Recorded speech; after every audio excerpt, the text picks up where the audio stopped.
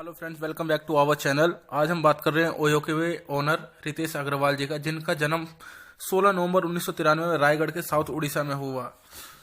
रितेश अग्रवाल के 4 भाई बहन थे, जिनमें से वो सबसे छोटे हैं। बचपन में वो कैथलिक स्कूल जाया करते थे, जिसकी फीस 200 रुपये हुआ करती थी। उन्होंने काफ़ी यंग एज से कोडिंग करना शुरू कर दिया था। 13-14 साल की उम्र से उन्होंने सिम कार्ड बेचना शुरू कर दिया था। उसके बाद उन्होंने एफएमसीजी मतलब फास्ट मूविंग कंज्यूमर गुड्स बेचना शुरू किया।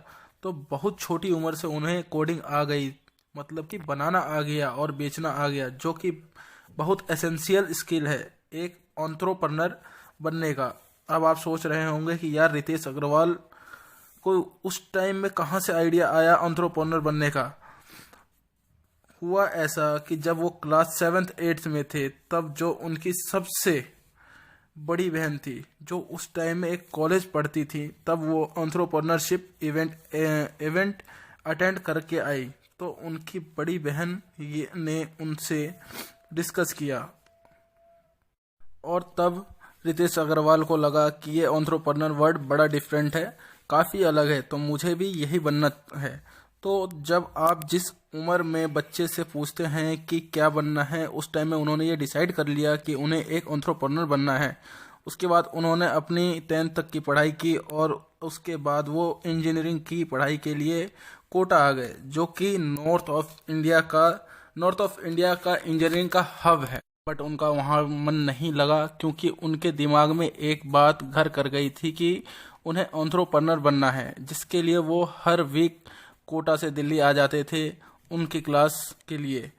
फिर उन्होंने दिल्ली में देखा कि यहाँ पर आदमी के पास 2-3 रूम एक्स्ट्रा होते थे, जिन्हें वो रेंट पर देना चाहते थे, पर उनके पास कोई प्लेटफॉर्म नहीं होता था, जिसके कारण कई मंथ तक उनके रूम खाली रहते थे। तो रितेश अग्रवाल को आइडिया आया कि क्यों ना मैं अपनी कोडिंग स्किल से ये जो डिमांड एंड सप्लाई का गैप है, इसको पूरा करूं। उन्होंने फिर अपना एक स्टार्टअप शुरू किया, ओरेवल स्टेज, जो कि इंडिया का पहला मार्केट प्लेस था, जिसमें villas, service apartment, bed, breakfast, ये सारे लिस्ट होते थे।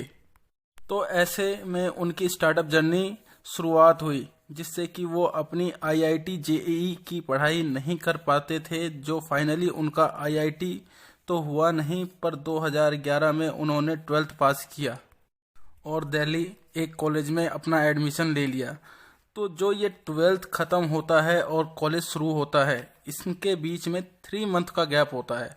और उस टाइम में उन्होंने सोचा कि ये टाइम में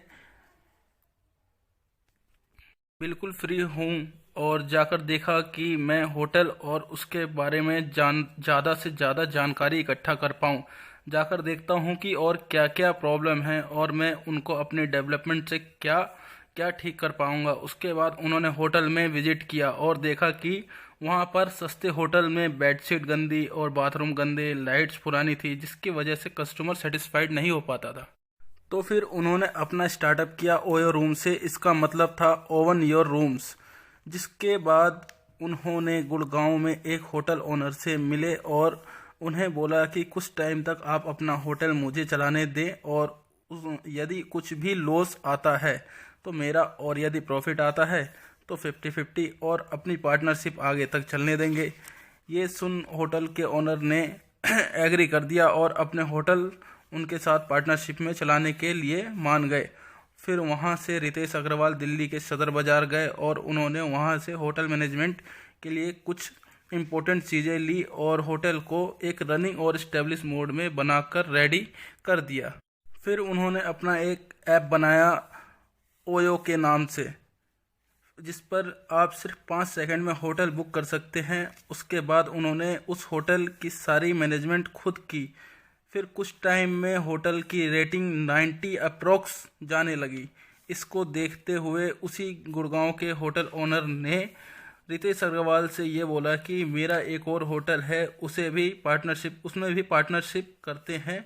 जिसके बाद उनकी जर्नी तेज़ी पकड़ने लगी और आज की डेट में वो 18 कंट्रीज़ में अपना बिजनेस ट्रेवल कर चुके हैं और आज 27 साल के उम्र में बिलियनर बन चुके हैं। सो फ्रेंड्स, कैसी लगी रितेश अग्रवाल जी की स्टोरी? ये हमें कमेंट करके ज़रूर बताएं और चैनल को लाइक शेयर एंड सब्सक्राइब ज़रूर करें। Bye. Hello friends, welcome back to our channel. आज हम बात कर रहे हैं ओयो